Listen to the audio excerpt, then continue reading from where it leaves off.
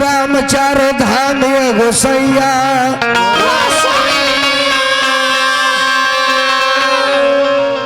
छोड़ी के जे पूरा काम और नाम जपे आठो जाम ओकर बनवल बिगड़ल काम ये गोसैया नीचे बहलिया जाल बिछवल इन ब्याधा लगौल बा निशानी गोसैया हे भगवान आज और आई के बचाइला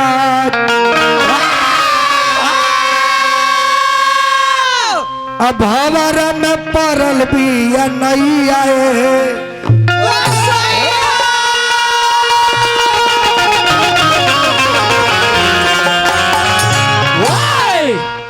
चलिए अब एगो गार्जियन खातिर भजन बा बाबू एक टोन धके बताई। हेलो बड़े भाग्य मानुस्तन पावा आज मानो के जोनी ना मिल रही तो हमने के आपस में का हंसी मजाक करती हैं जानवर हो जाती तो करती थोड़ी ना। 84 लाख माई के पेट में जाके मानो बनल बनी 84 लाख जोनी में बदलत बदलत इजी आइल बनी। अंतिम जब आदमी बने के नंबर आवेला तो अंतिम कौन जन्म हो कौन लास्ट में गाय माता के भेष धल जाई और गौ माता के बाद मनुष्य के भेष हो जाला। इस समय के गौ माता के पूजा को लेके माई अब आदमी बने के तैयार बड़ी यही से गौ के माता को के हमने के पूजा करी ले तब बड़ी भाग मानुस्तन पावा सूर्य दुर्लभ सदगन ही गावा सुन माने देवता लो यानी देवता लोग भी तरसे लगी कहिया आदमी के जोनी मिली कि हमने के तनी मृतलोक में जाके नरलीला करती। इस शरीर पर भजन बाप पुरनिया लुखाती बड़ी भाग इस शरीर मिलल बना रहा लहंगा मार्केट में बा बाबू साहेब गहना गुड़िया चूड़ी लहटी घड़ी हई नथिया बाला चेन सब बाजार में बा लेकिन हई श्यामड़वा जौन बा श्यामड़ा रूपी लहंगा एकर ना कहीं कंपनी बा ना एकर कहीं दुकान बा आ ना कहीं टेलर एकर सिलाई करता का टेलर बनौले बा रे भाई ना एमे कहीं जोड़ले बा ना कटले बा ना सियले बा का जाने केने से ही कपड़ा पहनौले बा उ दर्जी कैसन बा उ दर्जी कैसन बा जानी बनौले बा ऐसन सुंदर लहंगा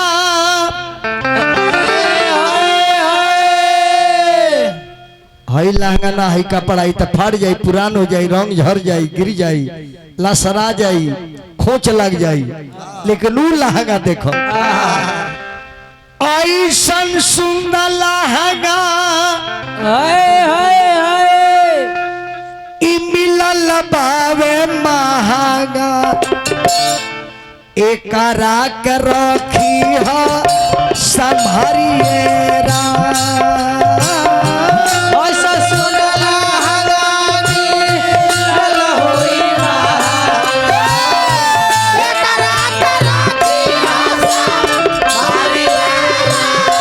ऐसन सुंदर लहंगा मिलल होई महंगा एकरा के रखी है संभरिएरा ऐसा सुंदर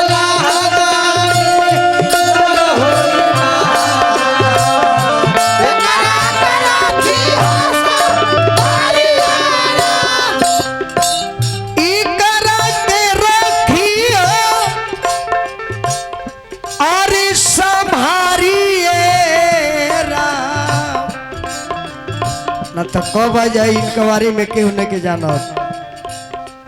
ऊपर रहना यार बहुत ऊपर भागल रहा मजिस्ट्रेट चेक इन कह के ना होला और सीबीआई बता के ना ऐसा सीबीआई हो चक में आई है दीना ना बताई है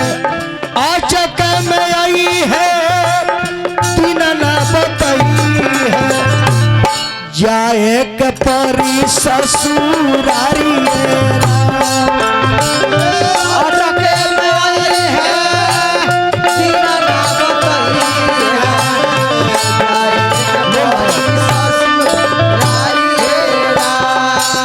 मल्लिकार के तरफ से भजन पर बहुत बहुत स्नेह हमरो को रुपया देनी नित्यांगना के पैसा देनी बहुत रुआ सब प्यार स्नेह देनी भगवान वो सबके ऐसा ही प्यार जीवन में देते रहे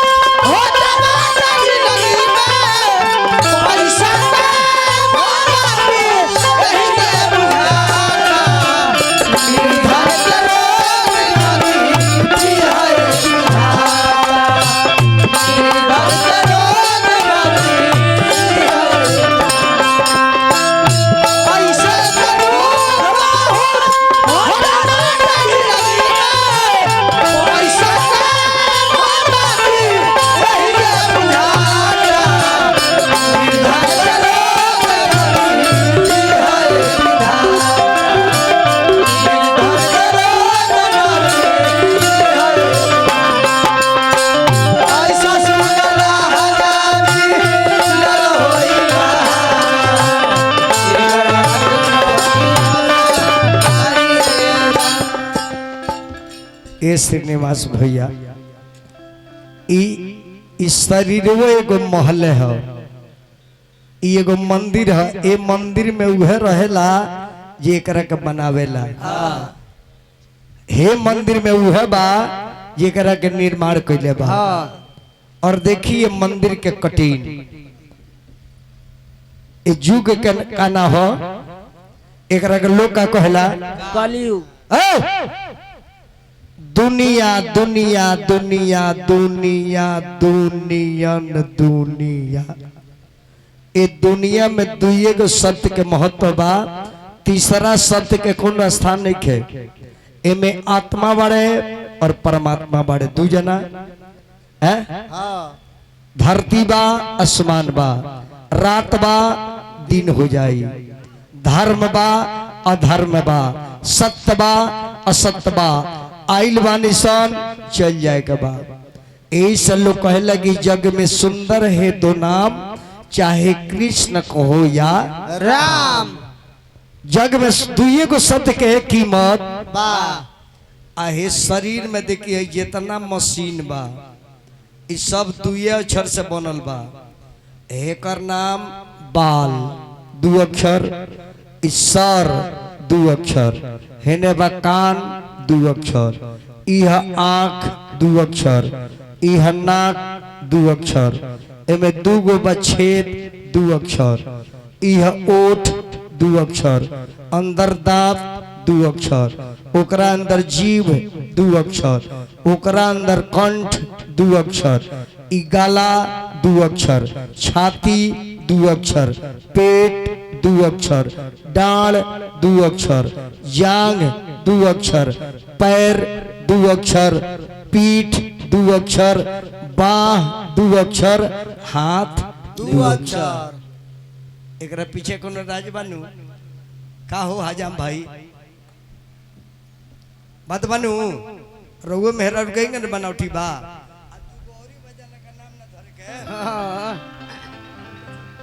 बानू अरे राची राची के रंग रंग रे जावा पाछा ही रंगवा के साड़ियो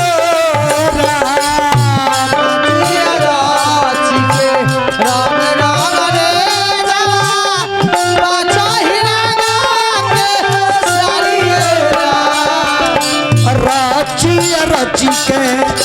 रंग रंग रे जावा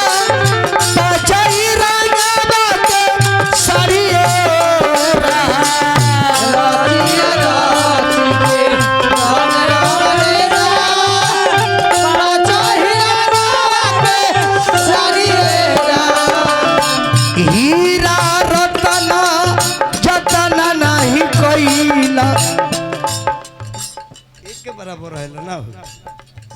जय हो बाबू हमार बनो रहे ले ला हीरा रतना जतना नहीं कैलू हीरा रतना जतना नहीं कैलू लेके बनावा हीरा रतना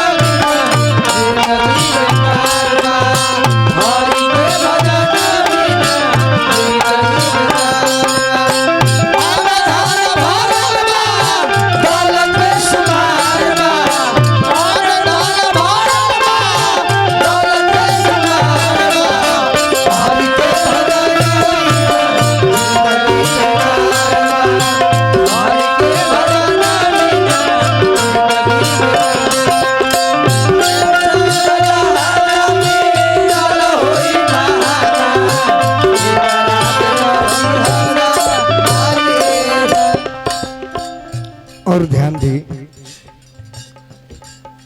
और देखे राम श्रीनिवास भाई फिर हमरा भगिना बाबू की तरफ से 1 रुपया स्नेह बाबू हमारे पढ़ लिख के विद्वान बनी महान बनी और देश के कर्णधार बनी संगे संगे इनको 51 रुपया मिलल 5 गो शब्द कनी हनु एक घर के बनावे में 5 गो मटेरियल लागल बा एक घर के बनावे में 5 गो मटेरियल लागल बा कौन कौन शीत जल पावक गगन समीरा ई मसाला मिलावल बा ब्लड में हई जन मकान बनल बा हई मालिक के एहू में 5 गो मटेरियल लागल बा कौन कौन ईटा बालू सीमेंट गिट्टी रॉड उ माटी में पानी में फेटल बा हाँ ई ब्लड में मिलावल बा उ पानी से मिलावल बा ई ब्लड से मिलावल बा ओ प्लास्टर में केमिकल डालाता जे नोनी ना पकड़ी एकरो में केमिकल मलिकवा डलले बा व्हाइट ब्लड जाने से डेंगू ना हो तनी ब्लड लालका कम हो जाए लेकिन उजारका कम हो जाए नहीं तो प्लास्टर में झड़ जाए का तो प्लेटनेस गिर गई बा गोरखपुर ले जाए ब्लड घट जाते ही जे सीमाने में काम हो जाए लेकिन प्लेटनेस घट जाए तो पटना और लखनऊ कानपुर जाए के पड़ी क्षितिजा लपावक गगन समीरा 5 गो से भइल तैयारी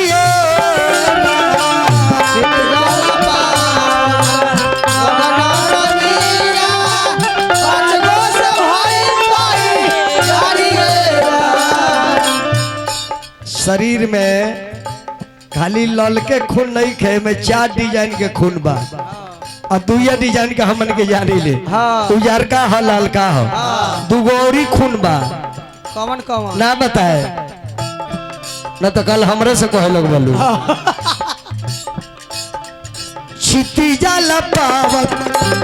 गगन समीरा 5 से भइल तैयारी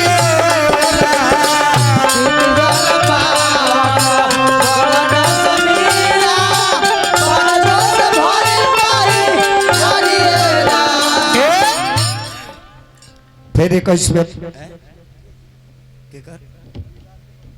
अच्छा मुकेश बाबू की तरफ से पुरस्कार आई मुकेश बाबू के बहुत बहुत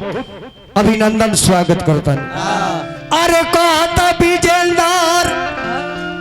की विचार कर अंदर एगो टेम्पू निकलता कंपनी से एजेंसी से हाँ तब फिर सर्विसिंग पे जाता है। हाँ आ इतना कीमती गाड़ी निकलली कोई सर्विसिंग पे गइल बा ना तो बताई एकर जन बनल बा मिस्त्री कितना खिसियाई कि सर्विसिंग वाला कागज कहाँ है। हाँ आपने रिलीज करा लिया, रजिस्ट्रेशन अपने खानदान से करा लिया, लेकिन फिर कंपनी में आकर के सर्विसिंग क्यों नहीं कराए। कब डीजल और कब मोबिल बदलवाना है। हैं? अरे कहा था विजेंदर शरीर के भी सर्विसिंग होला। होला मुंह धोएलू ब्रश से, साबुन से देह धोएलू, शैम्पू से बाल धोएलू, हैं फेस वाश से ही मुंह धोवेलू। आज इतना अंदारवा ला कीमती मशीनों अब ऊ कहिए धोवाई। ये मशीन कैसे धोवाई कैसे हमरा लगबा जुगाड़ धोती तर लोग है। आई दवाई से ना धोवाई ना एकरा खातिर न्यूट्रिशियन ले तब धोवाई। अंदर जाइए सारा कचरा निकाल के बहरी रखल बनी घोर के दे दी। हाँ मंगनी के बगैर दाम निकल लगा। कहता विजेंदर कि सचाना तनी अंदर सर्विसिंग पर चढ़बू बड़ी मारी, साबुन से सरफ से ना धोवाई ना उ धोबियो ना धोवे के साकारी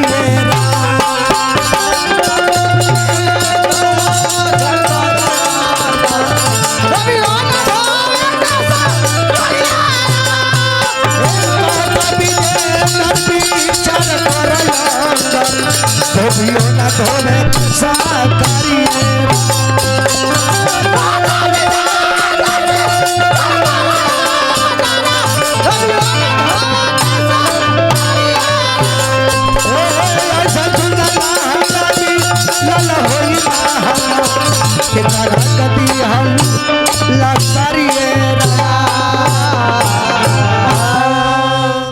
भजन हो गए देह पर काहे के देह